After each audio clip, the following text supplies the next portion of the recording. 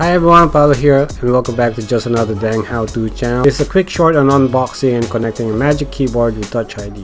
Blender 3D, the app that I've been learning, has a bunch of shortcuts that uses the numpad, which is kind of frustrating because the old Magic Keyboard that I have doesn't have those.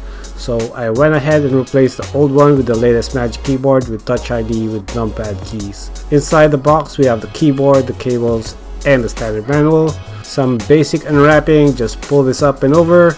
Let's try to connect it now. Turn on the power button on the top right. Open up the Bluetooth. If you don't have it on the toolbar, you can go to the preference, then Bluetooth. Tick the show Bluetooth. Wait for the keyboard to be detected. Hit connect and that should be it. Easy. Let's try the Touch ID. Boom, works like a charm. No issues or lag. Let's try the numpad shortcuts in Blender.